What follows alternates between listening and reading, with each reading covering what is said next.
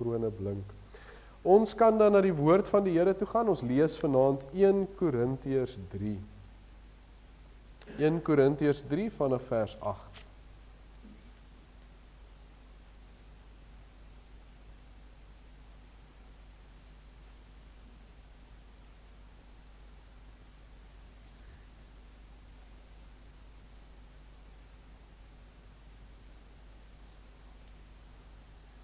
Ons kan maar van 1 Korintiërs 3 vers 1 af saam lees, dan kry ons nou die hele gedeelte en die hele konteks ook. So ons kan daar by 1 Korintiërs 3 vers 1 begin.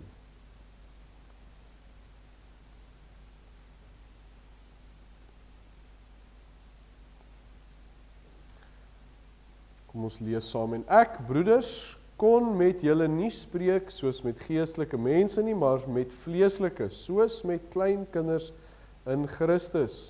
Ek het julle met melk gevoed, nie met vaste spys nie, want julle was nog nie daartoe in staat nie, en julle is nou nog nie daartoe in staat nie, omdat julle nog vleeslik is. Want aangesien daar onder julle jaloersheid en twis en tweedrag is julle nie vleeslik nie en wandel julle nie na die mens nie. Want as die een sê ek is van Paulus en die ander ek is van Apollos, is julle nie vleeslik nie?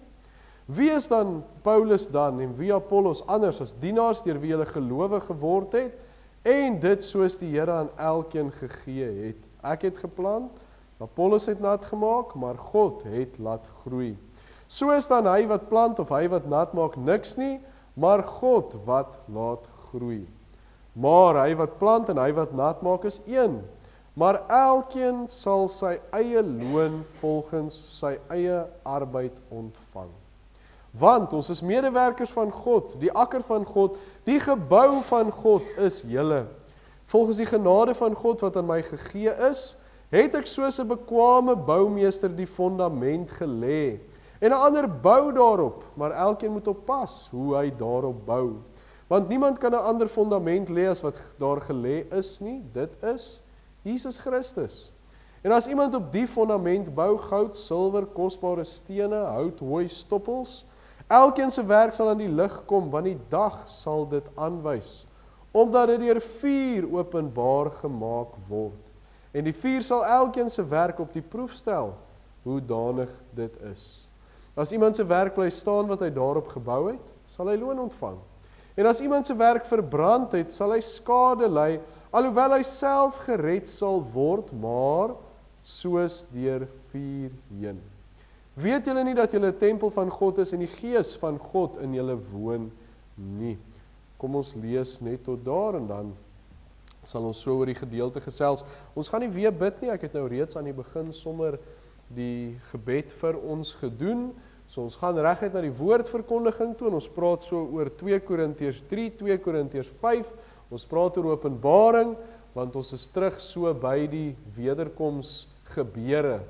En vanaand spesifiek praat ons oor die regterstoel. 2 Korintiërs 5 vers 10, want ons moet almal voor die regterstoel van Christus verskyn, sodat elkeen kan ontvang wat hy deur die liggaam verrig het, volgens wat hy gedoen het, of dit goed is of kwaad. So net vinnig terug na ons gedeelte toe, 1 Korintiërs 3. Ons weet 1 Korintiërs was die boek waar Paulus mos die gemeente sterk aangespreek, sterk vermaan het. En ons het gesien hier aan die begin, hoe sê hy kon nie met hulle praat soos geestelike mense, hy moes met hulle praat soos kinders, hy kon nie vir hulle vaste spys gee nie, hy moes vir hulle melk gee, en so praat hy oor die twis, die tweedrag, al die probleme wat daar is, die vleeslike wandel, en dan kom hy op die punt, wat hy sê in vers 8 daar, maar hy wat plant, hy wat nat maak is een, maar elkeen sal sy eie loon volgens sy eie arbeid ontvang. So hy sê vir daardie gemeente wat twis, stry onder onsies, hy sê vir hulle, hierdie dinge sal uiteindelik beloon word, daar sal loon ontvang word volgens 'n mens se arbeid. En dit verwys natuurlik na die regterstoel van Christus, dit wat ek nou net vir u gelees het, 2 Korintiërs 5 vers 10. Nou ons het so rukkie terug, het ons weer so begin raak aan die eindgebeure, met mense wat ek nou nie sal noem nie, wat voorspellings gemaak het, vals voorspellings gemaak het, en toe praat ons oor die wegraping, ek sien soos baie ander predikante en mense in die land, het skielik weer die wegraping aangeraak, en dis 'n goeie ding, dat ons weer daaraan raak, en toe praat ons oor die wegraping. As ek dit so kan sê, die begin van die eindgebeure, dit wat alles aan die beweging laat bring. Waar Jesus al sy kinders kom haal in 'n oomblik, in 'n oogwink, die wat al gesterf het, die wat nog lewe, hulle word verander, hulle ontvang onverganklike liggame, hulle ontvang verheerlikte liggame, en selfs daarin is eintlik soveel beloftes soos totale genesing, waar die Here uiteindelik alle menslike kwale genees, en 'n mens ontvang die verheerlikte liggaam.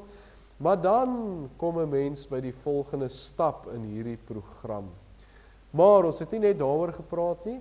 Ons het, ek onthou die aand gepraat oor wat doen ons as kinders van die Here met die wegraping wat nader kom, wat op hande is. Hoe moet ons reageer? Wat moet ons doen? Toe gaan ons Openbaring 2 en 3 toe, en ons kyk na die gemeentes, die beskrywings van die Here Jesus, wat sê, dit sê hy. Ons het dit toe klaar gemaak, het ons. Ons amper seker ons het. So dit sê hy, ons het toe daarna gekyk, daai wonderlike verwysings na die Here Jesus. En dan as ons na die eskatologiese plan kyk, is nou jammer, ons het nou nie meer Woester se wederkomskaart nie. Maar as ons na daardie eskatologiese plan kyk, dan sien ons van die wegraping af is daar twee basiese hoofstrome wat gebeur. Die kinders van die Here word weggeraap, weggevoer, die Griekse woord harpazo, wat ons ook oor gepraat het, en dan loop hulle, wil amper sê 'n lyn op hierdie kaart daar in die hemel met die gebeure wat volg, tot uiteindelik by die nuwe Jerusalem en die nuwe hemel, en hoe dit beskryf word daar aan die einde van Openbaring, met die strate van goud en die geen seer en hartseer, wonderlike beskrywings. So dis die een lyn, die kinders van die Here, maar die tweede lyn is met die wegraping, die wat agterbly, en dit wat met hulle gebeur, die verdrukking, die wederkoms, waar Jesus sy voet op die aarde sit, waar die oorlog verklaar word, en die wat met na dit gebeur, so dan staan daardie lyn. Maar ons gaan nou in hierdie tydjie wat voorlê, soos die beplanning, ek weet dinge werk nie altyd so uit nie, en soms lei die Here anders, maar die beplanning is dat ons na hierdie twee lyne kyk. So ons gaan eers na die kinders van die Here kyk, van die wegraping wat ons nou reeds gekyk het, tot en met uiteindelik die nuwe Jerusalem. En dan, as ons klaar is, dan gaan ons vinnig kyk na die ander lyn. Ek dink ons sal dit sommer in een diens doen. Wat gebeur met die wat nie kinders van die Here is nie? Want as ek reg onthou, het ons in die verlede kronologies na hulle gaan kyk, een vir een soos dit op die kaart verskyn. En as ek reg onthou, Dominee Jurgens met sy wederkomsreeks het dit ook so gedoen. So maar hierdie keer kyk ons eers die hele lyn klaar van die kinders van die Here, en dan sal ons terugkom na die ander een toe. So die volgende gebeurtenis met die kinders van die Here, hulle is nou weggeraap, hulle die Here ontmoet in die lig, hulle ontvang verheerlikte liggame, dan is die volgende gebeurtenis die regterstoel. Want hulle is weggevoer en hulle moet voor die regterstoel van Christus verskyn.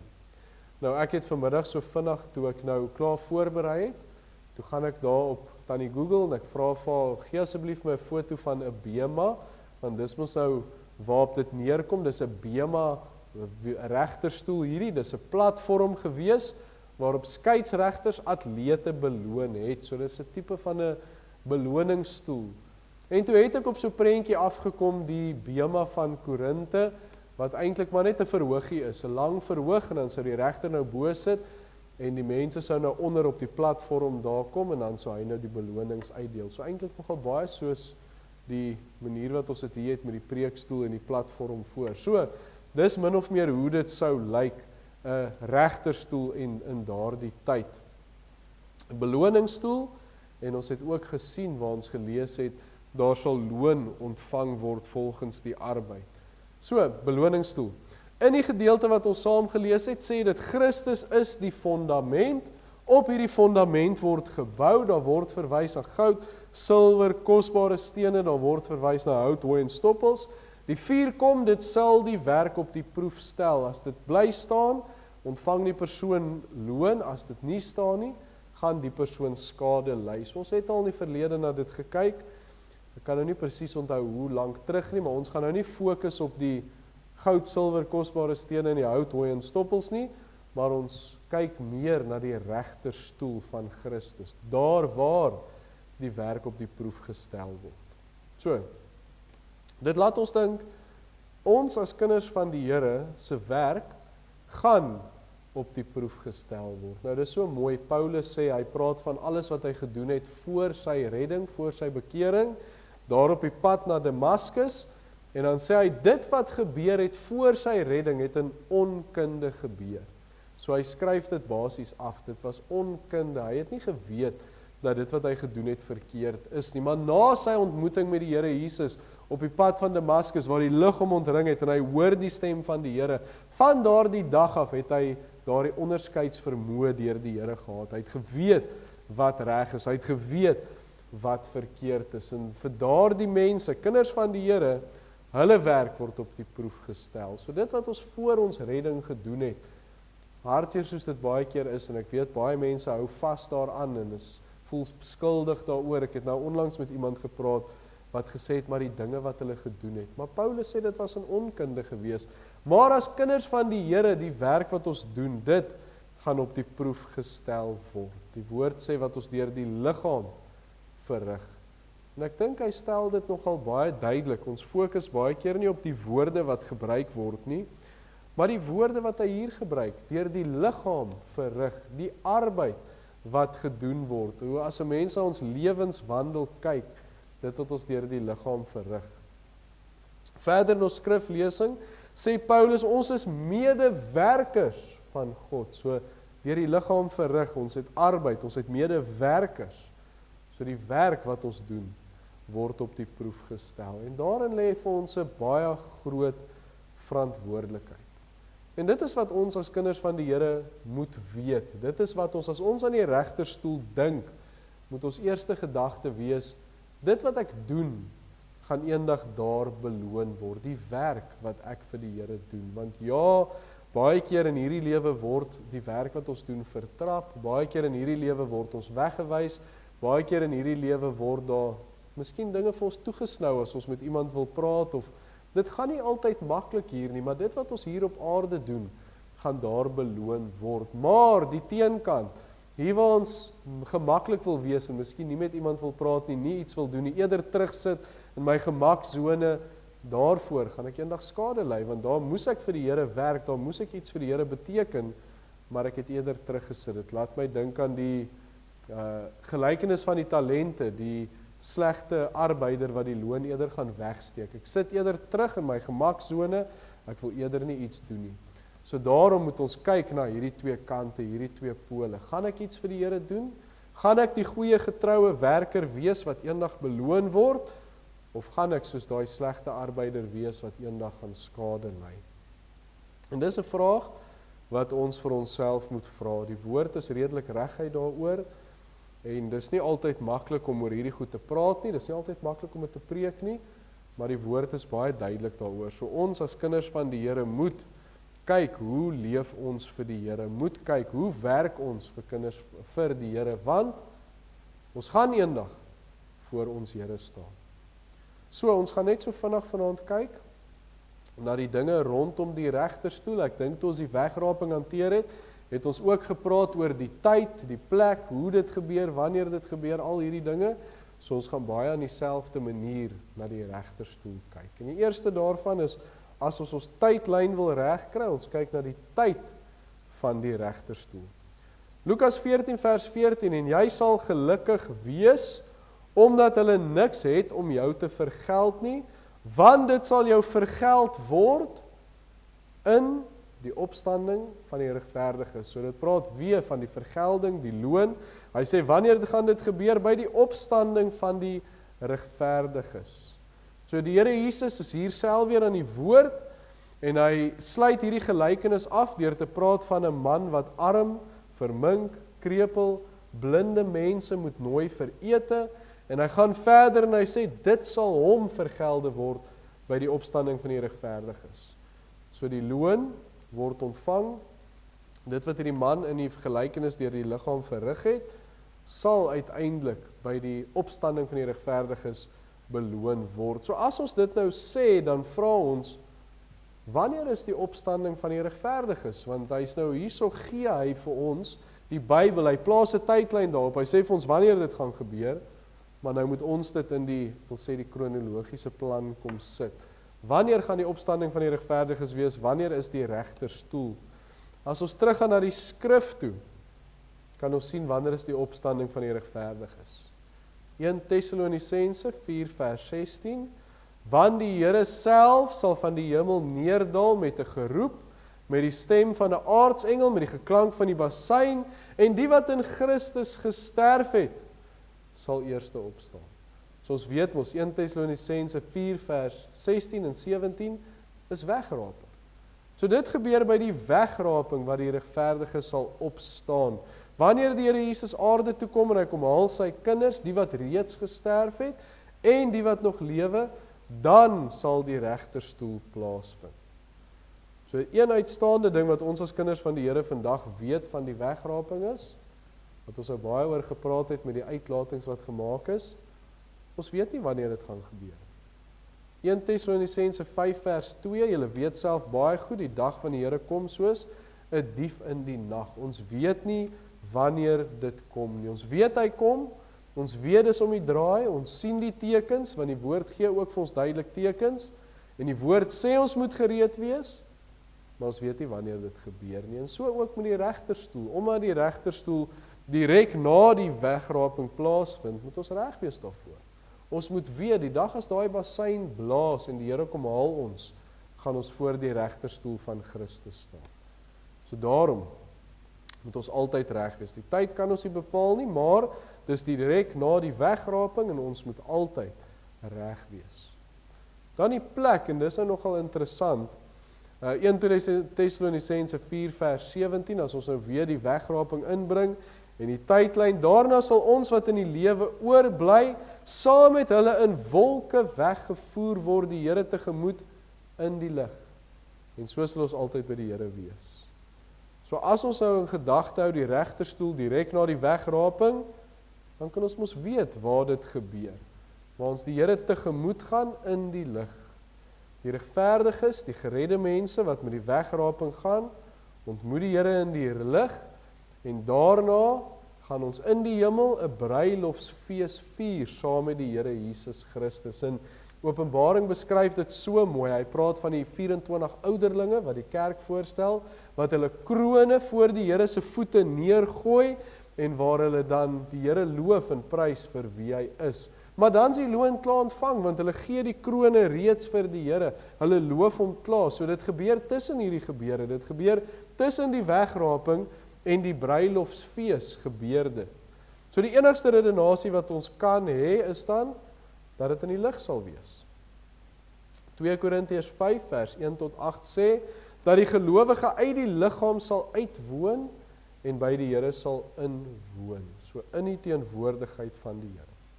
Maar ons die Here ontmoet in die lig. Nou dis vir ons nie eintlik so belangrik nie. Dit is interessant om te weet min of meer waar dit gaan wees. Maar vir ons die belangrikste daarvan, as ons praat oor waar, is dit gaan in die teenwoordigheid van Christus wees. Ons gaan hom ontmoet in die lig. Ons gaan saam met hom wees. Ons gaan sy teenwoordigheid ervaar soos ons hier op aarde nooit kon.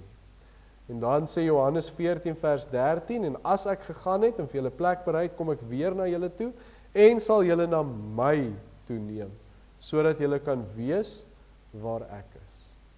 Dit is so mooi waar die Here dit weer duidelik maak. Hy het gegaan om plek te berei. Hy kom terug, sy loon is by hom, dit sê die woord ook duidelik. Sy loon is by hom as hy kom om sy kinders te kom haal.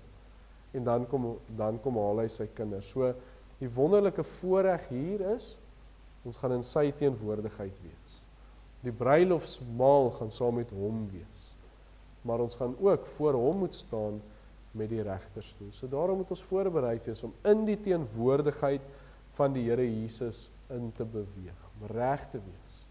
Ons hart, ons lewens, ons arbeid, alles wat ons gedoen het, moet die Here vir ons kan sê as ons daar in sy teenwoordigheid inbeweeg. Mooi so, goeie getroue diensknegt. Oor veel het, oor weinig het jou aangestel, oor veel was jy getrou, ek vry vertaal dit.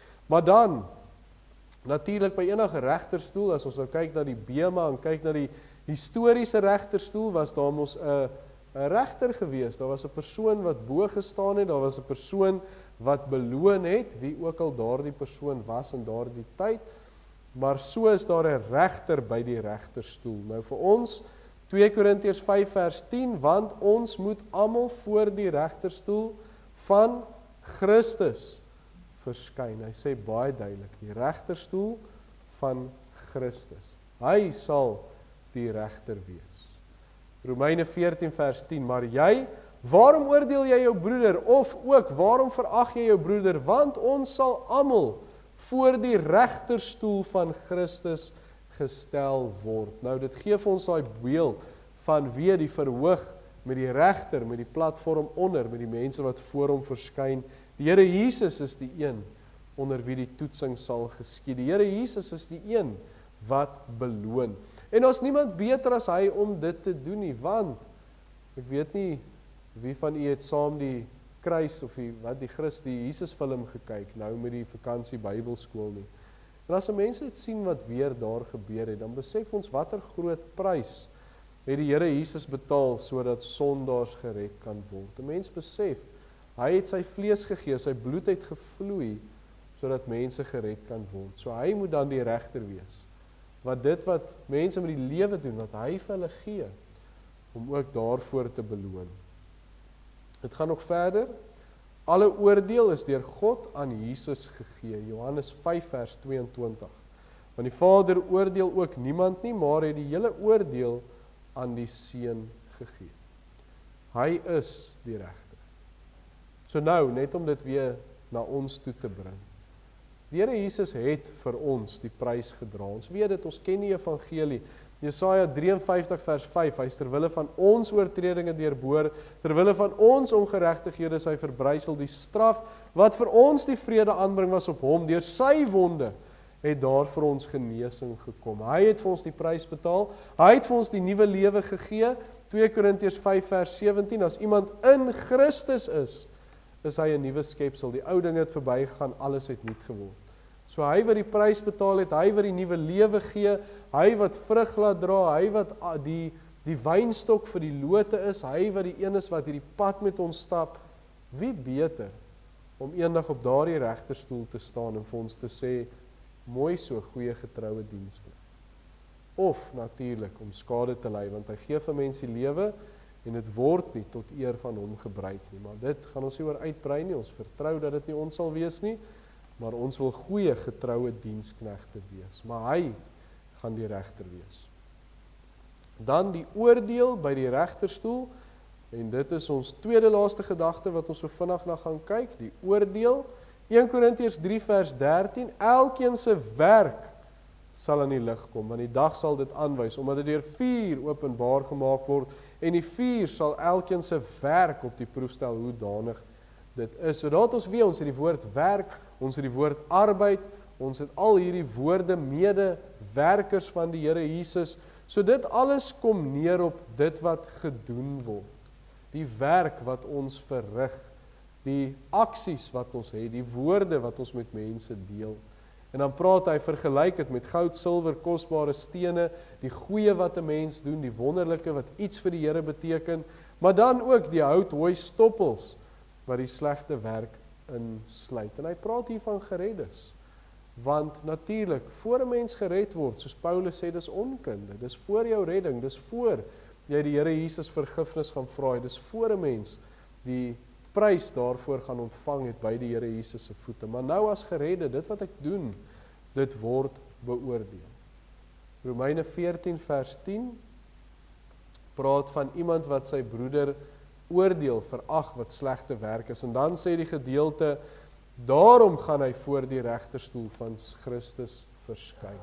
Ons het hier in 1 Korintiërs 3 ook gelees, die dinge wat hierdie gemeente gedoen het, die twis, die tweedrag, die vleeslikheid, die wandel wat hulle gehad het, en hy sê spesifiek, hulle wandel, hulle werke, die dinge wat hulle gedoen het, dit was alles slegte goed gewees, en vir hulle was dit 'n waarskuwing, pas op, want julle gaan voor Christus verskyn. So daar in die waarskuwing, alles wat ons doen nadat ons gered is, die werke spesifiek, en hy kom maak dit ook hier meer spesifiek, dit wat ons vir die Here doen, en in die Here se liggaam, in sy koninkryk, in ploeg, dit gaan beoordeel word. Maar natuurlik die wonderlike is, ons weet die Here vergewe sonde. Ons hoef nie bekommerd te wees oor ek het 3 jaar terug, nadat ek gered is, ek 'n sonde gedoen nie, want die Here vergewe dit. Maar dit gaan oor, wat doen ek nou? Wat doen ek met hierdie lewe wat die Here vir my gegee het? Wat ploeg ek terug in die koninkryk van die Here? En wat gee ek van my lewe? Daardie werk gaan uiteindelik op die proef gestel word. Ons moet let op wat ons doen, ons moet let op hoe ons lewe, ons moet die lig van die aarde, of die lig van die wêreld, die sout van die aarde wees, hoe ons werk, hoe ons inbou in ander mense se lewens, want dit gaan beoordeel word. En ek dink dit is baie hartseer, baie keer as ons sien, daar's stryd in gemeentes, en baie keer as ons hoor van skerings, en baie keer as ons hoor van mense wat skerings in gemeentes veroorsaak het, dan is dit vir ons baie hartseer, en dan besef ons, daai mense gaan eendag daarvoor verantwoording moet doen, en daarom wil ek beslis nie in so iemand se skoene staan nie, en daarom moet ons die beste doen wat ons kan vir die Here. Die positiewe is, wanneer ons doen wat die Here beveel, wanneer ons vir die Here werk, wanneer ons die klein goedjies, al is dit tee skink, al is dit 'n broodjie maak, al is dit, ek gaan nou terug na die vakansie Bybelskool toe, 'n handwerkprojekkie of iets maak, al daai goed gaan eendag beloon word. En dis wonderlik om te dink, daai goed wat ons gedoen het, wat partykeer lekker en partykeer maklik was, ander kere baie moeilik was, daai goed gaan die Here ons eendag voor beloon, want dit is iets wat ons vir hom gedoen het. Ons het dit nie vir die kinders gedoen nie, ons het dit vir die Here gedoen, en daarom kan ons weet, dit sal beloon word. So vooruitsig, ons sal loon ontvang. En dit is ook ons laaste gedagte, is die loon by die regterstoel. Openbaring 22 vers 12, en kyk, ek kom gou, en my loon is by my, om elkeen te vergeld, soos sy werk sal wees. Die Here beloon. Nou weer eens, hierdie gaan twee kante toe, die goed of die sleg. Die Here sal beloon, die wat goed is, die wat sleg gedoen het, sal skade ly. Nou die sleg sê die Bybel nie veel oor nie. Hy sê in 1 Korintiërs 3 vers 15, die persoon sal skade ly.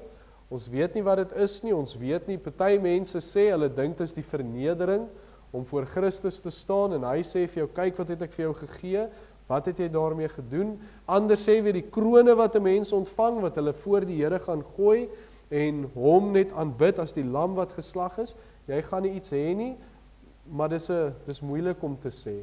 Ek persoonlik kan nie dink, as ons eers in die hemel is en ons krone voor hom gooi, dan gaan nou mos nie meer hartseer en al die goed. So, dit kan wees die vernedering om voor hom te staan. Maar wat ook al dit is, die woord sê, daar sal skade gelei word. Nou, wil ek so tong in die kies van die sektes en goed aanspreek, jy sal nou seker 'n kleiner provinsie kry as die ander, met die skade wat gelei word. Ek hoor van die mense sê, mos jy gaan koninkryke in provinsies en die goed kry, en hulle gaan konings wees, so jy gaan dan seker nou nie 'n koning wees, jy gaan 'n onderdaan wees.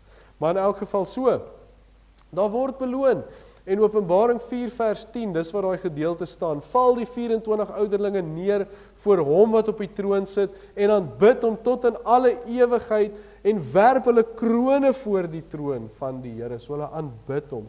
En dit is so mooi, en baie keer lees ons hierdie goed as ver af, en ons sien dit as 'n prentjie of 'n beeld of 'n film, maar dit gaan ons wees, ons gaan eendag daar voor die Here staan, en dis iets wat ons moet tuisbring, dis iets wat ons moet weet, ons gaan voor die Here Jesus wees, en dis 'n wonderlike gedagte.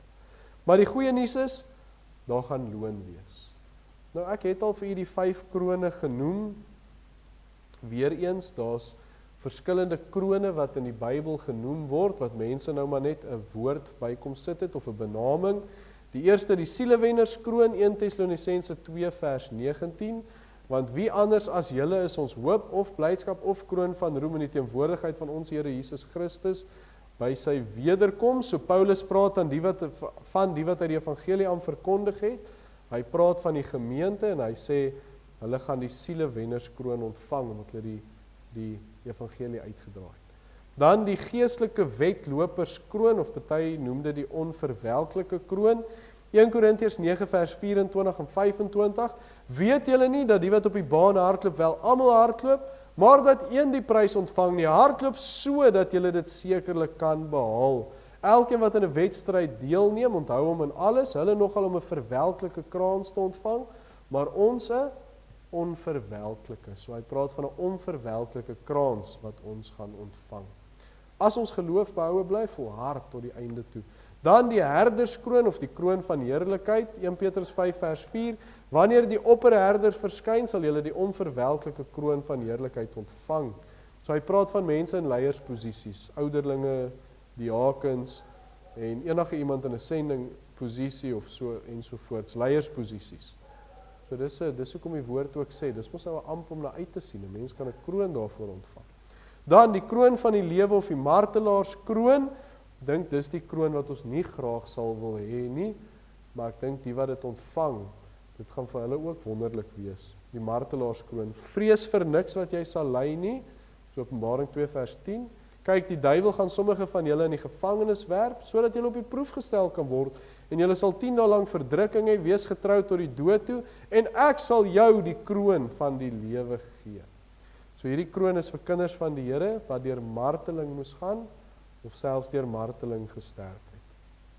Dan die kroon van geregtigheid, of die wederkomskroon, 2 Timoteus 4 vers 8, verder is vir my weggelê, die kroon van die geregtigheid, wat die Here die regverdige regter, my in die dag sal gee, en nie aan my alleen nie, maar ook aan almal wat sy verskyning liefgehad het. So, van hierdie krone, die gedeeltes, van hulle is bietjie meer onduidelik, van hulle is meer duidelik, maar hierdie een is vir my een van die duidelikstes, wat sê, wat hy my in die dag sal gee, nie alleen aan my nie, maar almal wat sy verskyning liefgehad het. So, duidelik die loon by die regterstoel.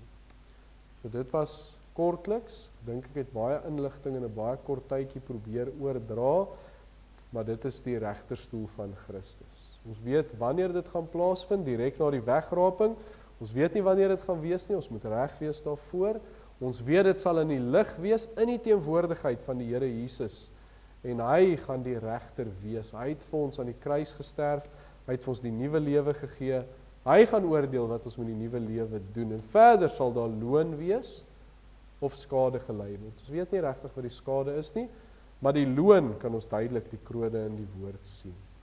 So ons het 'n verantwoordelikheid. Want weer eens, en ek het dit vanoggend gesê, toe dit kom by die saaier en hoe ons die woord ontvang, ons het 'n verantwoordelikheid. Ons weet, ons gaan eendag voor die Here Jesus staan. Ons weet, ons gaan verantwoording moet doen vir wat ons in hierdie lewe gedoen het, vir die arbeid wat ons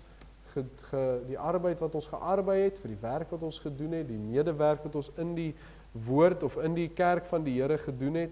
Ons gaan voor die Here daarvoor staan. En daar's een van twee goed. Of die Here gaan vir my sê, mooi so goeie getroue diensknegt, of ek gaan skade ly. En ons hoop, ons vertroue, ons verantwoordelikheid, dit waarvoor ons mik, is dat ons doen wat die Here van ons verwag. Dat ons kan hoor, mooi so goeie getroue diensknegt. Ons werk vir die Here, ons arbei vir hom, tot ons kop eendag neer lê, sal ons alles vir die Here gee. Moet ons alles vir die Here gee. So, wat doen ons vir die Here? Want ons gaan eendag voor hom staan. Ons het 'n keuse en ons het 'n verantwoordelikheid. So dit is weer eens kortliks die regterstoel van Christus. Soos ek sê, die beplanning is vorentoe, dat ons na die ander gebeure gaan kyk, soos nou die bruilofsfees wat daar sal wees, en dan die wederkoms van die kinders van die Here se kant af, waar hulle saam met die Here weer gaan kom, en die 1000 jaar van vrede, en ook die oorlog daarna, en uiteindelik dan die nuwe hemel, nuwe Jerusalem, maar ons sal kyk of ons daarby uitkom, maar dit is uiteindelik die beplanning. Amen, kom ons buig ons hoofde en dan bid ons saam. Wonderlike Here, ons sê vir U dankie vir hierdie boodskap wat ons vanuit U woord ontvang. Here, en baie keer dink ons as aan die eind gebeur as dinge wat nog ver af is, dinge wat nog moet gebeur, dinge wat eendag gaan kom. Maar Here, ons gaan eendag voor U staan, ons weet dit. En ons sê dankie eerstens dat ons voor U kan staan as U kinders, dat U ons siele uit genade gered het, dat ons saam U weggevoer sal word en dat ons voor U gaan staan by hierdie regterstoel, hierdie beloningsstoel. Here, maar bid ons ook dat dit wat ons hier doen, ons werk, ons arbeid, die werk wat ons nou insit, Here, dat ons daarvoor beloon sal word. Help ons om te bou met goud, silwer, kosbare stene. Wanneer ons bou aan die koninkryk, wanneer ons bou aan die liggaam van Christus, dat dit sal goed wees, Here. Goed in U oë, nie in ons oë of in mense se oë nie. Ons doen dit nie vir mense nie, maar dit wat ons doen ons ter harte, want ons doen dit vir U. Ons loof en ons prys U, in Jesus se wonderlike naam. Amen. Here, die genade van die Here Jesus Christus en die liefde van God, ons wonderlike Vader,